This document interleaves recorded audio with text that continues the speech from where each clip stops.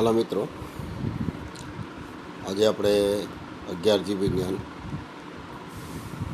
પ્રકરણ નંબર 14 વનસ્પતિઓમાં શ્વસન, એમાં 4 માર્કની અગત્યની થિયરી શીખીશું અને છે ટીસીએ ચક્ર. આગળ આપણે અજારક શ્વસન જોઈ ગયા કે અજારક શ્વસનની ક્રિયા માત્ર કોષ રસમાં જ થાય છે.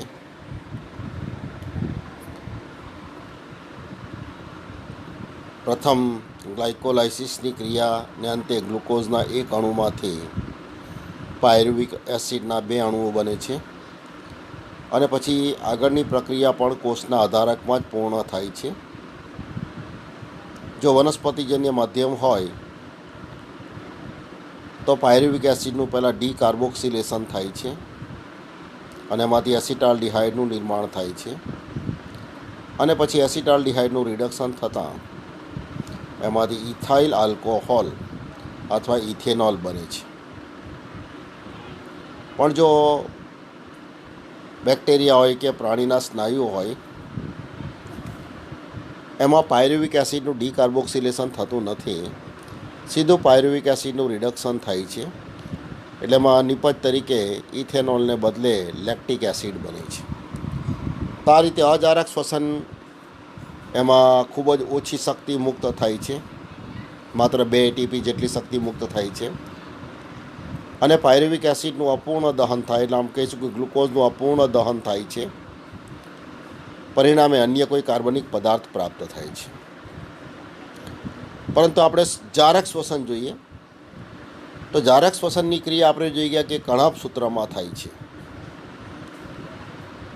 જારક શ્વસનમાં પણ પહેલો તબક્કો ગ્લાયકોલાઇસિસની પ્રક્રિયા તો થાય જ છે. તો જારક શ્વસનનો પહેલો તબક્કો જે કોષના આધારકમાં થાય છે અને એના માટે ઓક્સિજનની હાજરી જરૂરી નથી, એટલે આપણે ગ્લાયકોલાઇસિસને જારક શ્વસનના અજારક તબક્કા તરીકે ઓળખી ગયા. તો આ રીતે ગ્લાયકોલાઇસિસને અંતે ગ્લુકોઝ જે 6 કાર્બનયુક્ત છે એમાંથી 3 કાર્બનયુક્ત પાયરુવિક એસિડના 2 અણુઓ બને છે. હવે જારક તબક્કા માટે પાયરુવિક એસિડના અણુઓ કણાભ સૂત્રમાં પ્રવેશ કરે છે. એક પાયરુવિક એસિડના સંપૂર્ણ દહન માટે એક ક્રેબ્સ ચક્રની જરૂર છે. ગ્લુકોઝના એક અણુના દહનથી ગ્લાયકોલાઇસિસને અંતે પાયરુવિક એસિડના 2 અણુઓ બને છે, જેથી 2 પાયરુવિક એસિડના દહન માટે 2 ક્રેબ્સ ચક્રની જરૂર પડશે. આમ ગ્લુકોઝના એક અણુના સંપૂર્ણ દહન માટે 2 ક્રેબ્સ ચક્ર જરૂરી છે. આ ક્રેબ્સ ચક્રની પ્રક્રિયાની સમગ્ર જે વિગત છે હાન્સ ક્રેબ્સ નામના વૈજ્ઞાનિકે સંશોધન દ્વારા પ્રાપ્ત કરેલી છે. એટલે આ પ્રક્રિયાને ક્રેબ્સ ચક્ર તરીકે ઓળખવામાં આવે છે. પાયરુવિક એસિડનો અણુ આપણે જોઈ ગયા તેમ સીધો ક્રેબ્સ ચક્રમાં પ્રવેશતો નથી, પણ ક્રેબ્સ ચક્રમાં પ્રવેશતા પહેલાં જે પ્રક્રિયા થાય છે જે આપણે આગળ જોઈ ગયા છીએ કે એક પાયરુવિક માટે અહીંયા ગણતરી કરીશું, ગુણ્યા 2 પછી કરી નાખવાના. તો ક્રેબ્સ ચક્રમાં પ્રવેશતા પહેલાં પાયરુવિક એસિડમાંથી CO2 દૂર થવાની ક્રિયા થાય છે, એટલે ડીકાર્બોક્સિલેશનની ક્રિયા થાય છે. સાથે સાથે એમાંથી H+ આયનો પણ મુક્ત થાય છે, એટલે ડિહાઇડ્રોજિનેશનની ક્રિયા પણ થાય છે. ડીકાર્બોક્સિલેશનની પ્રક્રિયાના અંતે પાયરુવિક એસિડ એનો એસિટેટમાં રૂપાંતર થાય છે અને મુક્ત થયેલા હાઇડ્રોજનગ્રાહી પદાર્થ NAD દ્વારા સ્વીકારાય છે અને NADનું રૂપાંતર NADH2માં થાય છે. એસિટેટ તરત જ કોએન્ઝાઇમ સાથે જોડાઈ જાય છે અને એ બનાવે છે એસિટાઇલ કોએન્ઝાઇમ A. તો આ એસિટાઇલ કોએન્ઝાઇમ A હવે ક્રેબ્સ ચક્રમાં પ્રવેશ કરે છે. એટલે પાયરુવિક એસિડમાં જે 3 કાર્બન હતા એમાંથી એક CO2 દૂર થઈ ગયો તો હવે ક્રેબ્સ ચક્ર દરમિયાન કેટલા CO2 દૂર થશે? 2 CO2 દૂર થશે, યાદ રાખજો. તો અહીંયા પ્રશ્ન MCQમાં પૂછાય, એક પાયરુવિક એસિડના સંપૂર્ણ દહનથી કેટલા CO2ના અણુ મુક્ત થાય છે? તો એક પાયરુવિક માટે પૂછાય તો 3 CO2. પણ એક પાયરુવિક એસિડના દહન દરમિયાન ક્રેબ્સ ચક્રમાં મુક્ત થતા CO2 કેટલા? તો ક્રેબ્સ ચક્રમાં મુક્ત થતા CO2 2 જ આવશે, કારણ કે એક CO2 પાયરુવિક એસિડનો અણુ ક્રેબ્સ ચક્રમાં પ્રવેશ કરે તે પહેલાં મુક્ત થઈ જાય છે. MCQ માટે, નીટ માટે આ ખૂબ મહત્ત્વનો પ્રશ્ન છે, યાદ રાખજો. તો હવે જે એસિટાઇલ કોએન્ઝાઇમ એનો અણુ ક્રેબ્સ ચક્રમાં પ્રવેશ કરે છે તે કણાભ સૂત્રના આધારકમાં રહેલા 4 કાર્બનયુક્ત કાર્બનિક એસિડ, જેને આપણે કહીશું ઓક્ઝેલો એસેટિક એસિડ, એની સાથે જોડાય છે. તો ઓક્ઝેલો એસેટિક એસિડ અને એસિટાઇલ કોએન્ઝાઇમ એ અને સાથે પાણીનો એક અણુ ઉમેરાય છે, તેમાંથી બને છે 6 કાર્બનયુક્ત સાઇટ્રિક એસિડનો અણુ અને કોએન્ઝાઇમ પાછો મુક્ત થઈ જાય છે. બરાબર છે. આ પ્રક્રિયા માટે જવાબદાર ઉત્સેચક સાઇટ્રેટ સિન્થેટેઝ છે. પ્રક્રિયા માટે જવાબદાર ઉત્સેચક કયો? સાઇટ્રેટ અથવા સાઇટ્રિક એસિડ સિન્થેટેઝ ઉત્સેચક છે. તો પહેલો તબક્કો, પહેલી પ્રક્રિયા કઈ થઈ કે એસિટાઇલ કોએન્ઝાઇમ એ કોની સાથે જોડાય છે પાણીની હાજરીમાં? તો કણાભ સૂત્રના આધારકમાં રહેલા 4 કાર્બનયુક્ત ઓક્ઝેલો એસેટિક એસિડ સાથે. અને સૌ પ્રથમ નિર્માણ પામતો પદાર્થ છે 6 કાર્બનયુક્ત સાઇટ્રિક એસિડ. તો આ પ્રક્રિયામાં સૌ પ્રથમ સાઇટ્રિક એસિડનું નિર્માણ થાય છે. તેના પરથી આ ચક્રને સાઇટ્રિક એસિડ ચક્ર તરીકે પણ ઓળખવામાં આવે છે, અથવા ચક્રમાં કાર્બોક્સિલિક એસિડ 3 બને છે એટલે એને TCA ચક્ર તરીકે પણ ઓળખવામાં આવે, ટ્રાય કાર્બોક્સિલિક એસિડ ચક્ર તરીકે પણ એને ઓળખવામાં આવે છે. હવે આગળની પ્રક્રિયા જોઈએ તો અહીંયા ટૂંકમાં સમજાવી દીધું છે, પણ સાઇટ્રિક એસિડ એનું સિસ એકોનેટિક એસિડમાં રૂપાંતર થાય છે અને સિસ એકોનેટિકમાંથી આઇસોસાઇટ્રિક એસિડ, એ તો અહીંયા આપણે સીધું પણ લખી શકીએ, સાઇટ્રિક એસિડ તેના સમઘટક આઇસોસાઇટ્રિક એસિડમાં ફેરવાય છે. સાઇટ્રિક એસિડ શામાં ફેરવાય છે? એના સમઘટક આઇસોસાઇટ્રિક એસિડમાં ફેરવાય છે. હવે આઇસોસાઇટ્રિક એસિડ, અહીંયા આપણે આ સ્ટેપ લઈએ તો આઇસોસાઇટ્રિક એસિડમાંથી ટ્વાઇસેજ+ આયનો દૂર થાય છે. તો આપણે કહીશું આઇસોસાઇટ્રિક એસિડનું ડિહાઇડ્રોજિનેશન થાય છે અને એનો 6 કાર્બનયુક્ત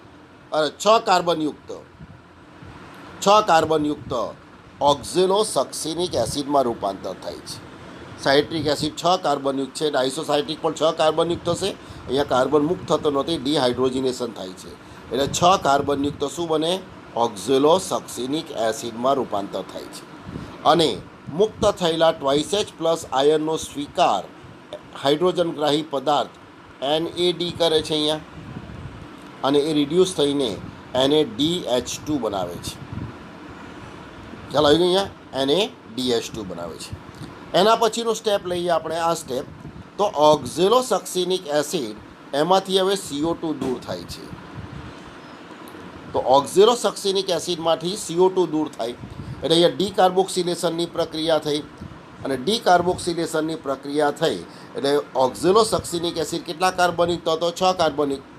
તો એમાંથી ડીકાર્બોક્સિલેશન થાય એટલે કાર્બન દૂર થાય છે એટલે હવે જે બને છે આલ્ફા કીટોગ્લુટારિક એસિડ, એમાં કાર્બન પરમાણુની સંખ્યા 5 છે.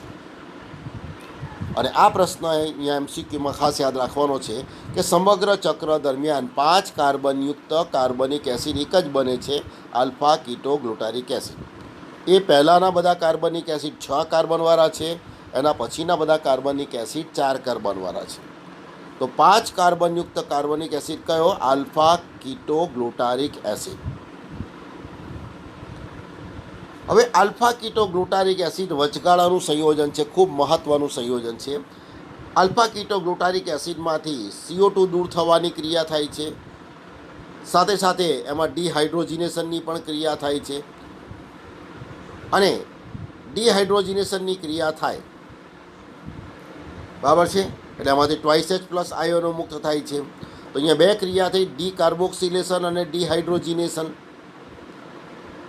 એને પરિણામે 5 કાર્બનયુક્ત આલ્ફા કીટોગ્લુટારિક એસિડનું 4 કાર્બનયુક્ત સક્સિનિક એસિડમાં રૂપાંતર થાય છે. કઈ ક્રિયા દ્વારા?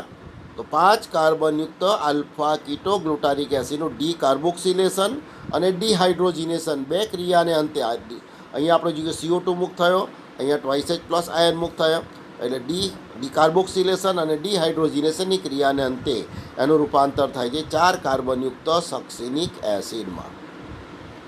મુક્ત થયેલા ટ્વાઇસ એચ પ્લસ આયનનો સ્વીકાર અહીંયા પણ કરે છે NAD,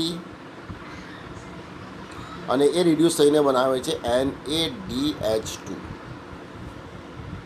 સાથે સાથે અહીંયા એક મહત્ત્વની પ્રક્રિયા થાય છે કે જીટીપીનું રૂપાંતર જીડીપીમાં થાય છે. જીટીપી ગ્વાનોસાઇન ટ્રાઇફોસ્ફેટ એનું રૂપાંતર થાય જીડીપીમાં.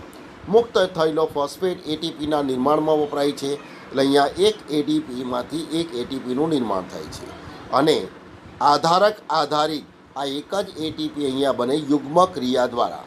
જીટીપી જીડીપીમાં ફેરવાય, એમાંથી મુક્ત થયેલો ફોસ્ફેટ એડીપી સાથે જોડાય અને એટીપીનું નિર્માણ થાય. તો ક્રેબ્સ ચક્ર દરમિયાન આધારક આધારિત એક જ એટીપીનું નિર્માણ થાય છે. ગ્લુકોઝના એક અણુના સંપૂર્ણ દહન માટે 2 ક્રેબ્સ ચક્રો જરૂરી છે. એટલે પ્રશ્ન પૂછાય, ગ્લુકોઝના એક અણુના સંપૂર્ણ દહન દરમિયાન ક્રેબ્સ ચક્રના આધારકમાં સર્જાતા એટીપી કેટલા? તો આધારકમાં સર્જાતો એટીપી એક જ એક ક્રેબ્સ ચક્રમાં છે, અને એક ગ્લુકોઝના અણુના દહન માટે 2 ક્રેબ્સ ચક્ર જરૂરી છે. એટલે 2 એટીપીનું નિર્માણ આધારક આધારિત થાય છે. હવે સક્સિનિક એસિડ એનું ડિહાઇડ્રોજિનેશનની ક્રિયા દ્વારા ફ્યુમેરિક એસિડમાં રૂપાંતર થાય છે,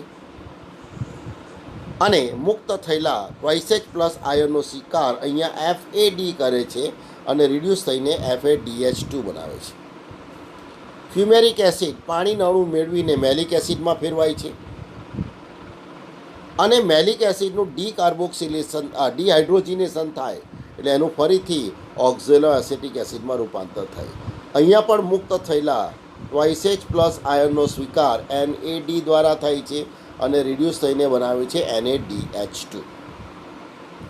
તો આ રીતે આ સમગ્ર પ્રક્રિયા દરમિયાન, ક્રેબ્સ ચક્રની પ્રક્રિયા દરમિયાન 4 વખત ડિહાઇડ્રોજિનેશનની પ્રક્રિયા થાય છે. એટલે 3 અણુ NaDH2ના બને છે, અને 1 અણુ FADH2નું બને છે.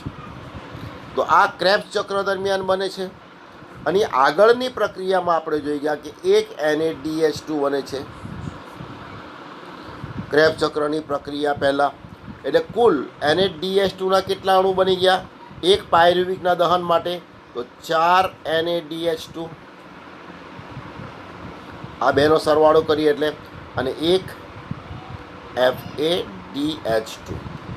તો આ રીતે 1 પાયરુવિક એસિડના સંપૂર્ણ દહન દરમિયાન 5 વખત ડિહાઇડ્રોજિનેશનની ક્રિયા થાય, જેમાંથી 4 અણુ NaDH2ના બને છે અને 1 અણુ FADH2નો બને છે. ખ્યાલ આવ્યો? આ ક્રેબ્સ ચક્ર દરમિયાન નિર્માણ પામેલા NaDH2 અને FADH2 ક્રેબ્સ ચક્રને સમાંતર ચાલતી પ્રક્રિયા ETSમાં ભાગ લે છે. ઇલેક્ટ્રોન પરિવહન તંત્ર, ઇલેક્ટ્રોન ટ્રાન્સફર સિસ્ટમ, અથવા આપણે એને કહીશું ઓક્સિડેટિવ ફોસ્ફરીકરણ. અને ઓક્સિડેટિવ ફોસ્ફરીકરણ દરમિયાન NaDH2ના એક અણુમાંથી 3 એટીપીનું નિર્માણ થાય છે, અને FADH2ના એક અણુમાંથી 2 એટીપીનું નિર્માણ થાય છે. તો આ રીતે એક પાયરુવિકના દહન દરમિયાન 3 વાર CO2 ડિકાર્બોક્સિલેશનની ક્રિયા થાય છે. તો પહેલું ડિકાર્બોક્સિલેશન ક્યારે થાય? તો જ્યારે પાયરુવિક એસિડ એસિટાઇલ કોએન્ઝાઇમ એમાં ફેરવાય ત્યારે. અને બીજું ડિકાર્બોક્સિલેશન 2 વખત ક્યાં થાય છે? તો ક્રેબ્સ ચક્ર દરમિયાન. અને ક્રેબ્સ ચક્ર દરમિયાન 2 વખત CO2 ક્યાં દૂર થાય છે? તો વચગાળાનું સંયોજન છે આલ્ફા કીટોગ્લુટારિક એસિડ, તેની આગળ અને પાછળ એટલે ઓક્ઝેલો સક્સિનિક એસિડ જ્યારે આલ્ફા કીટોગ્લુટારિકમાં ફેરવાય ત્યારે ડી કાર્બોક્સિલેશનની ક્રિયા થાય છે, અને આલ્ફા કીટોગ્લુટારિક એસિડ જ્યારે સક્સિનિક એસિડમાં ફેરવાય છે ત્યારે ડી કાર્બોક્સિલેશનની ક્રિયા થાય છે.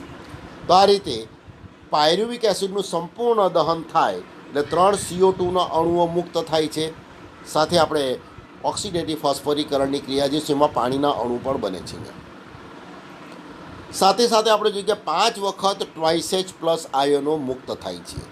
તો 5 વખત ટ્વાઇસેચ પ્લસ આયનો ક્યાં મુક્ત થાય છે? તો અહીંયા આપણે ખાસ યાદ રાખવાનું, એક તો આપણે જોઈ ગયા કેપ ચક્રમાં પ્રવેશતા પહેલાં પાયરુવિક એસિડમાંથી એસિટાઇલ કોએન્ઝાઇમ એ બને તે દરમિયાન, અને 4 વખત ડિહાઇડ્રોજનેશનની જે ક્રિયા છે એ ક્રેબ ચક્રમાં થાય છે. તો ક્રેબ ચક્રમાં ડિહાઇડ્રોજનેશનની ક્રિયા ક્યાં થાય છે? તો ખાસ યાદ રાખી શકાય તેવા છે. અહીંયા ક્રેબ ચક્રમાં ઓક્ઝેલો એસેટિક એસિડ અને આલ્ફા કીટોગ્લુટારિક એસિડ પહેલાં જોઈ ગયા ઓક્ઝેલો સક્સિનિક એસિડ. તો ઓક્ઝેલો સક્સિનિક એસિડ પહેલાં અને ઓક્ઝેલો એસેટિક એસિડ પહેલાં ટ્વાઇસેચ પ્લસ આયનો મુક્ત થાય. અહીંયા બતાવ્યું છે, અહીંયા ઓક્ઝેલો સક્સિનિક એસિડ આવશે, આપણે આગળ બતાવી ગયા. તો ઓક્ઝેલો સક્સિનિક એસિડ પહેલાં બને તે પહેલાં એટલે આઇસોસાઇટ્રિકમાંથી ઓક્ઝેલો સક્સિનિક બને એ દરમિયાન, અને બીજો મેલિક એસિડમાંથી ઓક્ઝેલો એસેટિક એસિડ બને તે દરમિયાન. તો 2 ઓક્ઝેલો શબ્દ પહેલાં ચક્રમાં આવી ગયા. ચક્ર ક્લોકવાઇઝ ચાલે છે ચક્ર, એટલે ઓક્ઝેલો શબ્દ આવે તેની આગળ, અને 2 વખત જે ક્રિયા થાય છે એ આલ્ફા કીટોગ્લુટારિક એસિડ વચગાળાનું છે એના પછી તરત જ 2 સ્ટેપ પર. તો આલ્ફા કીટોગ્લુટારિકનું સક્સિનિક એસિડમાં રૂપાંતર થાય ત્યારે, અને સક્સિનિક એસિડનું અહીંયા ફ્યુમેરિક એસિડમાં રૂપાંતર થાય તે દરમિયાન, વચગાળાના સંયોજન પછી બંને સ્ટેપ પર. બરાબર છે? તો આ રીતે ચક્રમાં 4 વખત ટ્વાઇસેચ પ્લસ આયનો મુક્ત થાય છે. તો પાયરુવિક એસિડ માટે આપણે જે કુલ 5 વખત થઈ ગયા, એક શરૂઆતમાં 4 વખત ચક્રમાં, તો 5 વખત ટ્વાઇસેચ પ્લસ આયનો મુક્ત થાય છે. અને એનો સ્વીકાર કોણ કરે છે? તો એનો સ્વીકાર કરે છે હાઇડ્રોજન ગ્રાહી પદાર્થ. તો આ હાઇડ્રોજન ગ્રાહી પદાર્થ કયા? તો NAD અને FAD. NAD એનું પૂરું નામ છે નિકોટિનેમાઇડ એડિનાઇન ડાયન્યુક્લિયોટાઇડ. NAD પૂર્ણ નામ છે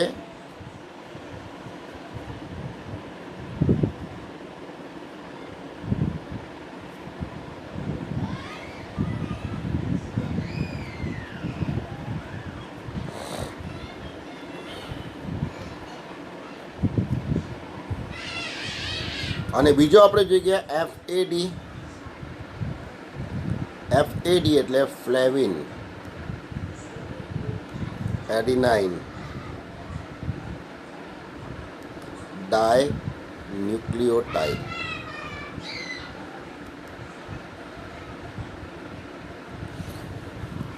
NAD નિકોટિનેમાઇડ એડિનાઇન ડાયન્યુક્લિયોટાઇડ અને FAD ફ્લેવિન એડિનાઇન ડાયન્યુક્લિયોટાઇડ. બરાબર છે? રિડ્યુસ થઈને શું બનાવે? NADH2. તો NADH2નું નામ શું? તો આગળ આ નામની આગળ રિડ્યુસ શબ્દ લગાવી દેવાનો. તો રિડ્યુસ્ડ નિકોટિનેમાઇડ એડિનાઇન ડાયન્યુક્લિયોટાઇડ, આગળ રિડ્યુસ શબ્દ અહીંયા ઉમેરી દેવાનો. અને FADનું નામ શું છે? તો ફ્લેવિન એડિનાઇન ડાયન્યુક્લિયોટાઇડ. તો FADH2 હોય તો અહીંયા આગળ રિડ્યુસ શબ્દ લગાવી દેવાનો. તો રિડ્યુસ્ડ ફ્લેવિન એડિનાઇન ડાયન્યુક્લિયોટાઇડ. તો અહીંયા પ્રશ્ન એ થાય છે કે આખા પાયરુવિક એસિડના દહન દરમિયાન ક્રેબ ચક્રની બહાર આપણે જોઈ ગયા એક ડિહાઇડ્રોજનેશન ક્રિયા છે, અને ક્રેબ ચક્રની અંદર 4 વખત ડિહાઇડ્રોજનેશનની ક્રિયા થાય. તો કયા હાઇડ્રોજન ગ્રાહી પદાર્થ વડે હાઇડ્રોજનનો સ્વીકાર થાય છે? તો આપણે જોઈ ગયા 5માંથી 4 વખત એનો સ્વીકાર NAD દ્વારા થાય, માત્ર એક જ વખત એનો સ્વીકાર FAD કરે. અને એ ક્યાં? તો અહીંયા આપણે જોઈ ગયા કે ફ્યુમેરિક એસિડ આવ્યો વચ્ચે. તો જ્યાં ફ્યુમેરિક એસિડ છે એની પાસે જે ટ્વાઇસેચ પ્લસ આયન મુક્ત થાય છે એનો સ્વીકાર FAD કરે છે, રિડ્યુસ અને FADH2 બનાવે. બાકીના 4 અણુ જે ટ્વાઇસેચ પ્લસ આયનો મુક્ત થાય છે એનો સ્વીકાર NAD દ્વારા થાય છે, અને 4 અણુ NADH2ના બને છે. તો આ રીતે એક પાયરુવિક એસિડના સંપૂર્ણ દહન દરમિયાન 3 CO2 મુક્ત થાય છે, સાથે સાથે 5 વખત ટ્વાઇસેચ પ્લસ આયોનો મુક્ત થાય છે. એમાંથી 4 અણુ NaDH2ના બને છે, 1 અણુ FADH2નો બને છે. એ ક્રેબ્સ ચક્રને સમાંતર ચાલતી પ્રક્રિયા એટલે ETSમાં ભાગ લે છે અને એનું ઓક્સિડેશન થતાં એમાંથી ATPના અણુ બને છે. તો હવે પ્રશ્ન એ થાય કે એક ગ્લુકોઝના અણુના સંપૂર્ણ દહન દરમિયાન NaDH2ના કેટલા અણુ બને છે અને FADH2ના કેટલા અણુ બને. તો આપણે જોઈએ આ ગ્લાયકોલાઇસિસથી આપણે શરૂઆત કરેલી જારક શ્વસન પહેલો તબક્કો ગ્લાયકોલાઇસિસ છે. અને ગ્લાયકોલાઇસિસમાં જ્યારે ફોસ્ફોગ્લિસરાલ્ડિહાઇડમાંથી 1,3-બાયફોસ્ફોગ્લિસરિક એસિડ બને છે એ દરમિયાન ડિહાઇડ્રોજિનેશનની ઓક્સિડેશન થાય છે, એટલે ડિહાઇડ્રોજિનેશનની ક્રિયા થાય છે. ટ્વાઇસેચ પ્લસ આયન મુક્ત થાય છે. આ ક્રિયા 2 વાર થાય છે અને એનો સ્વીકાર NAD દ્વારા થાય છે. એટલે ત્યાં ગ્લાયકોલાઇસિસમાં 2 અણુ NaDH2ના બને છે. ગ્લાયકોલાઇસિસની પ્રક્રિયા દરમિયાન 2 અણુ NaDH2ના બને છે. અને એક પાયરુવિક એસિડના દહન માટે આપણે જોઈએ કે 4 અણુ NaDH2ના બને, 1 અણુ FADH2નું બને છે. એક ગ્લુકોઝના અણુના દહન માટે 2 પાયરુવિકનું દહન જરૂરી છે. એટલે એક ગ્લુકોઝના અણુના સંપૂર્ણ દહન દરમિયાન પાયરુવિક એસિડના દહનમાં આપણે જોઈ ગયા કે 4 NaDH2 બને, પ્રક્રિયા 2 વાર થશે, 2 પાયરુવિક એસિડ દહન એટલે તો કુલ કેટલા થશે? 8. તો અહીંયા આપણે જોઈ ગયા ગ્લાયકોલાઇસિસ દરમિયાન અહીંયા 2 NaDH2 બની ગયા.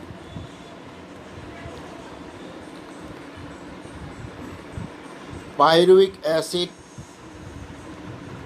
દહન દરમિયાન આપણે જોઈ ગયા તો 4 NaDH2 ગુણ્યા 2 એટલે થયા 8 NaDH2 અને 1 FADH2 ગુણ્યા 2 એટલે બની ગયા 2 FADH2ના અણુ. તો આ રીતે હવે જોઈએ તો NaDH2ના કુલ કેટલા અણુ બની ગયા? તો ગ્લાયકોલાઇસિસ દરમિયાન 2 અને પાયરુવિક એસિડના દહન દરમિયાન તો 2 પાયરુવિક એસિડનું દહન ગણવાનું એટલે 8 એટલે 10 NaDH2ના અણુ બની ગયા અને 2 FADH2ના અણુ બની ગયા.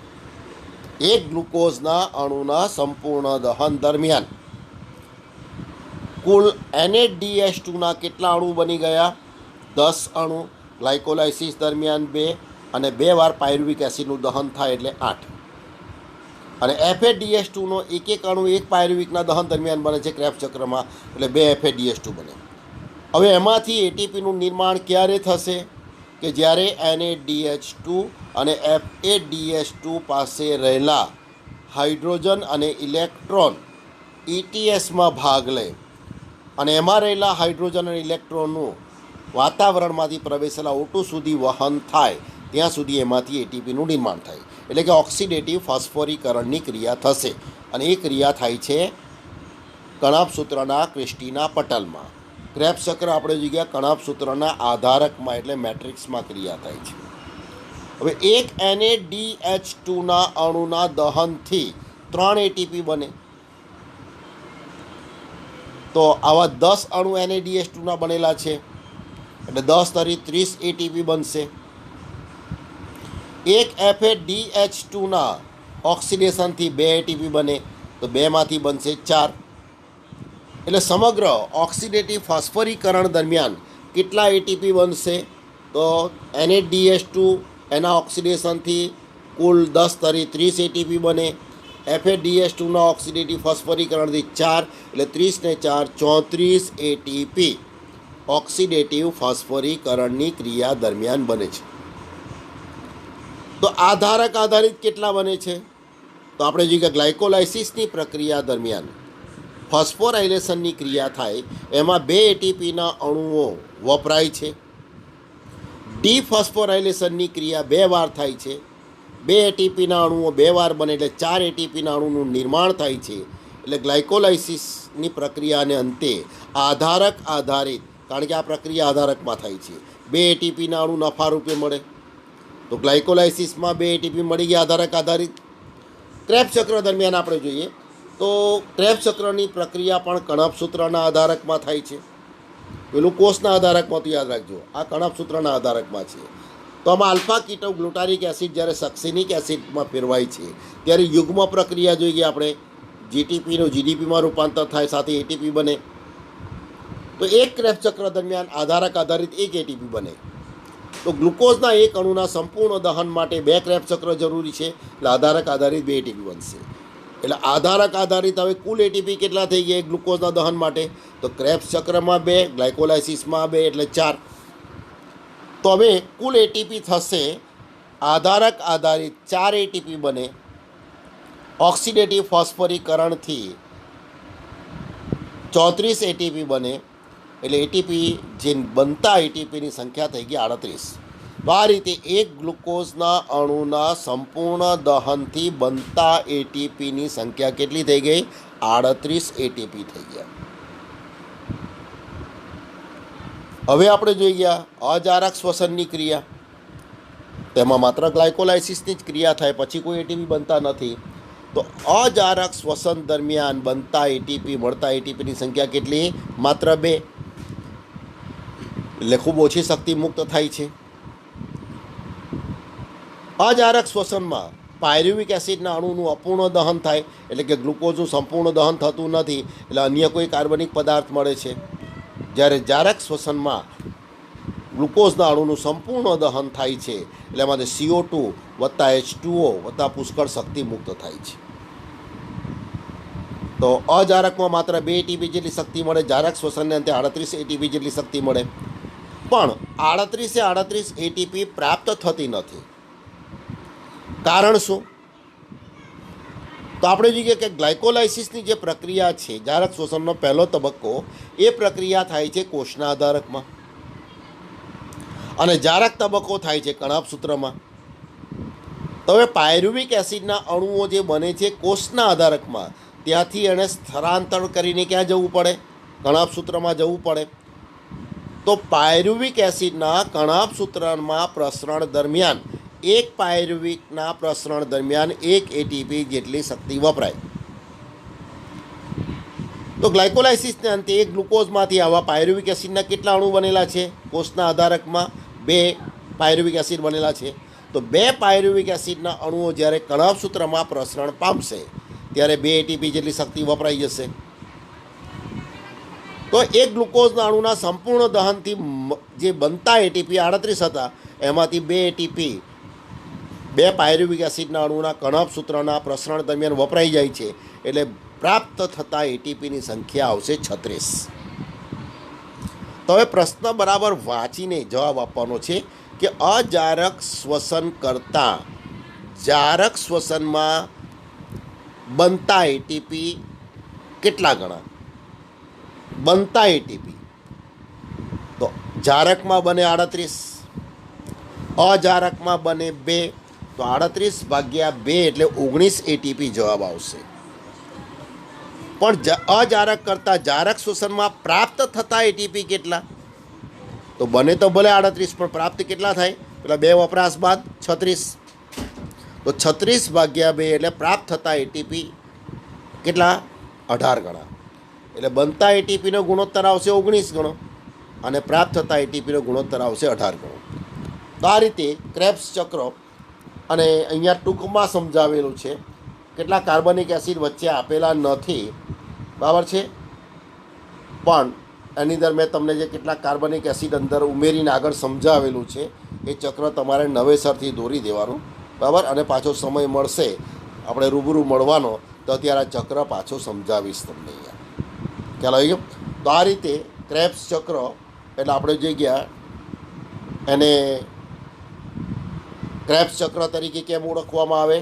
તો વૈજ્ઞાનિક હાન્સ ક્રેબ્સ એણે સંશોધન દ્વારા એની વિગત આપેલી છે માટે. અથવા એમાં આ ચક્ર દરમિયાન સૌ પ્રથમ બનતું સંયોજન કયું છે? 6 કાર્બનયુક્ત સાઇટ્રિક એસિડ. તેથી એને સાઇટ્રિક એસિડ ચક્ર તરીકે પણ ઓળખવામાં આવે છે. અથવા એમાં કાર્બોક્સિલિક એસિડની સંખ્યા કેટલી છે? 3, એટલે એને ટ્રાય કાર્બોક્સિલિક એસિડ ચક્ર TCA ચક્ર તરીકે પણ ઓળખવામાં આવે છે. અથવા તો આ પ્રક્રિયાનું સ્થાન ક્યાં છે? તો આ પ્રક્રિયા કણાભ સૂત્રના આધારકમાં થાય છે. એટલે કણાભ સૂત્રના આધારકમાં થતી શ્વસનની પ્રક્રિયા સમજાવો. એ રીતે પણ એમાં પ્રશ્ન આવી શકે. 4 માર્કનો ખૂબ મહત્ત્વનો પ્રશ્ન છે. યાદ રાખજો. Thank you all.